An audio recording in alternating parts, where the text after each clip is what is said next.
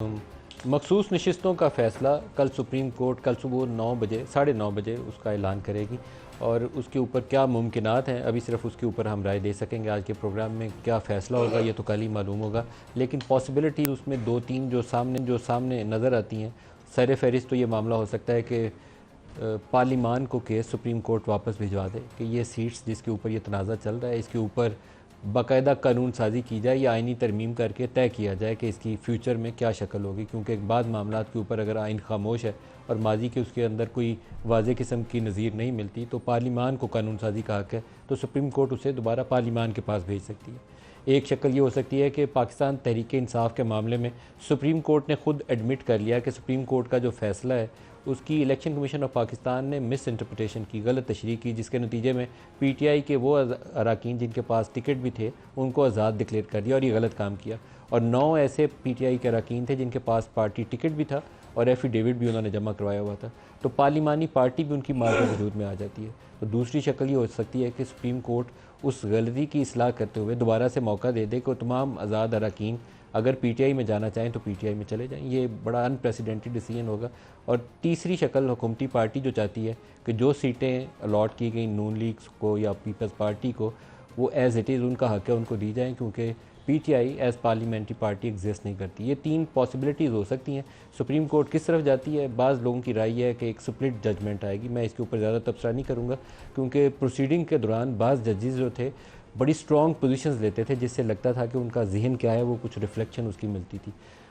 उसी में से हमने कुछ स्टेटमेंट्स लेकर एक पैकेज भी बनाया ताकि आपको थोड़ा सा एक ओवरव्यू दे दें कि समाअत के दौरान मुख्तलिफ जजेस क्या लाइन लेते रहे।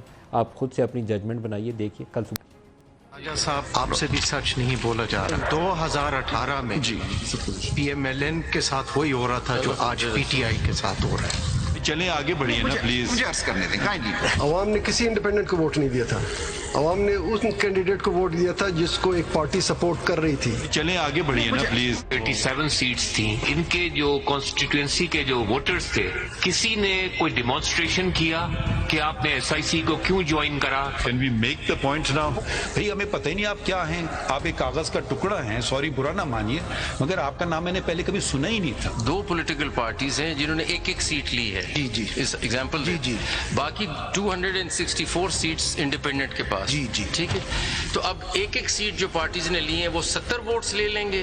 नहीं ले सकते। आइन से बात कीजिए। देखिए ये मुझे बहुत बुरा लगता है जब एग्जांपल्स दें जबकि फैक्ट्स बिल्कुल मुख्तलिफ हो। Rule 94 देखें ना, it talks about the percentum share of each political party. So these seats only go to political parties. Make the point that they belong to PTI. Yes. Those people naturally stood for election and they got elected. Government और constitutional bodies bonafide litigant समझे जाते हैं। जी।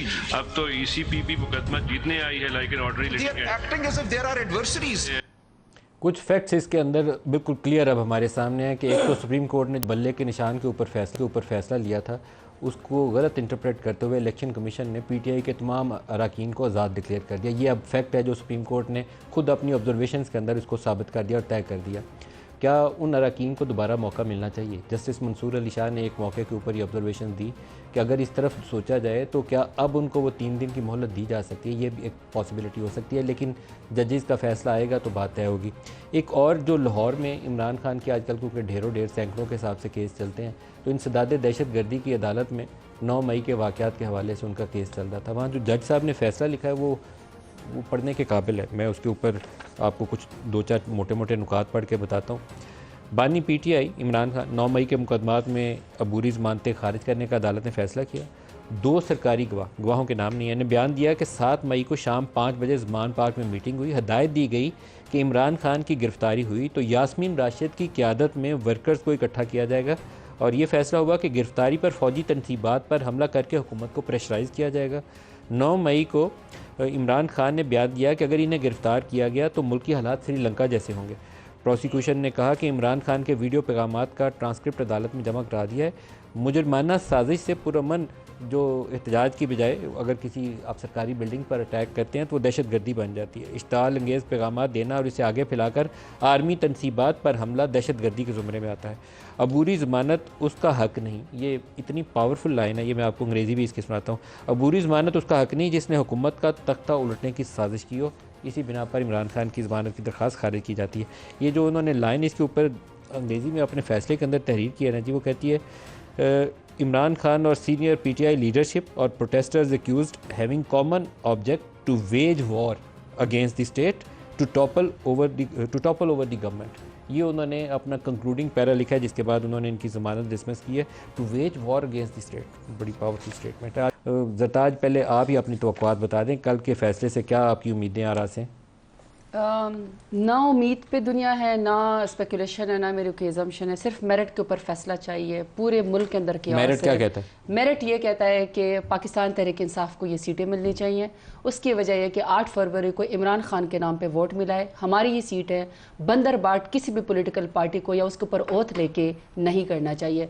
ये democracy के भी खिलाफ है, पार्लियामान के भी खिलाफ है। दूसरा, जो हमारी ख़वातीन किसी भी पॉलिटिकल पार्टी की होती हैं, जिन ख़वातीन को आप डायरेक्ट टिकट नहीं दे सकते या वो इलेक्शन नहीं लड़के जीत के आ सकती, वो आपके लिए सड़कों के ऊपर मौजूदा हुकूमत ने, PDM की हुकूमत ने उनको सड़कों के ऊपर भी घसीटा है।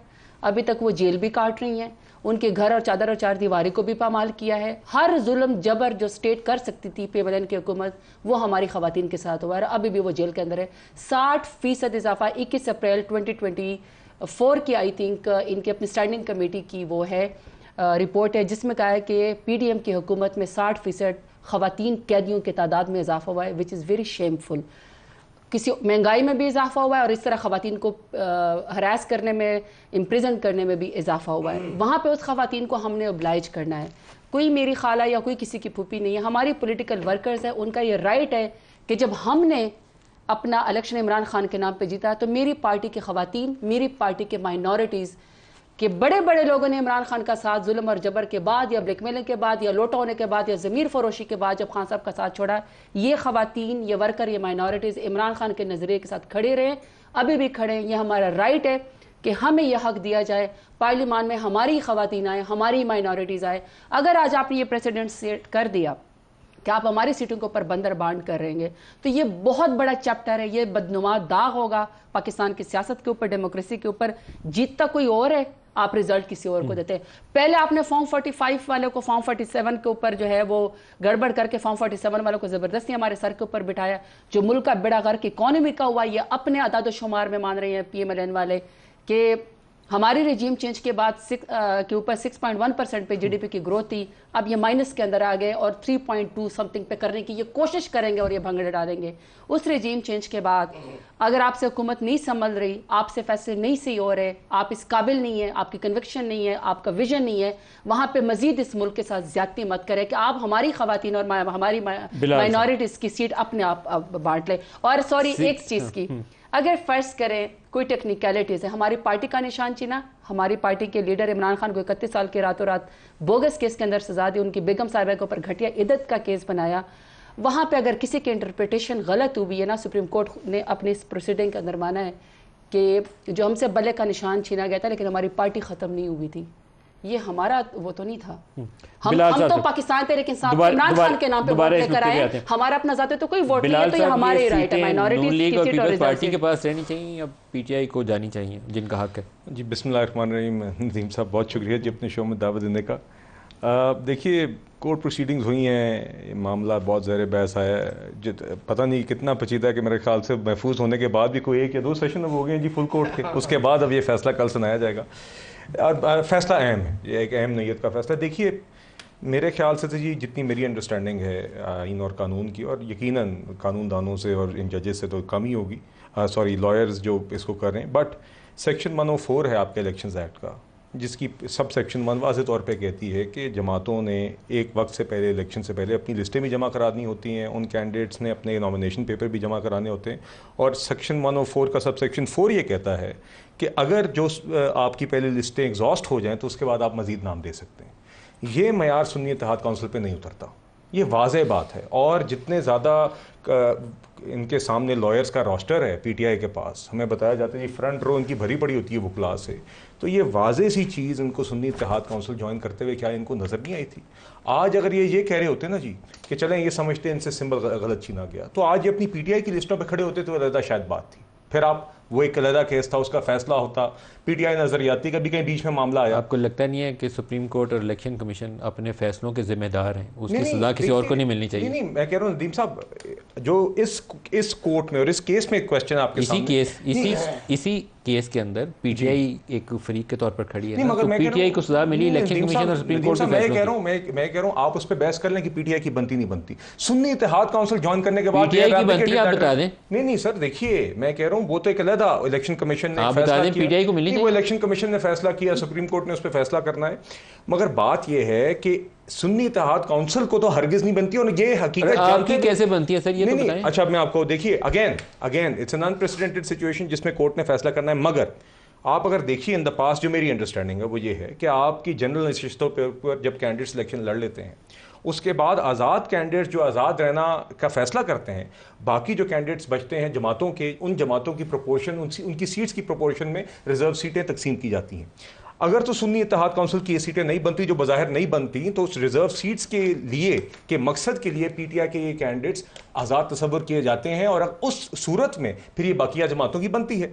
अब इसी बुनियाद के ऊपर इलेक्शन कमीशन ने ये सीटें, ये ना आपको मिलनी है, ना आपसे 2/3 मेजोरिटी मिलनी है, ना आपने वो जो आईनी तरमीम का बहुत से लोगों को वादा किया हुआ है ना कि 2/3 अक्सरियत करके तो आपको फैसला करना है, 3 साल की ऑफिस टर्म कर देंगे, वो भी नहीं किया जा रहा। आपने मुझसे सवाल किया, मैंने उसकी आपको एक वजह बताई कि this is one situation, this is the logic for why दो seats can go to PMLN and Peoples party.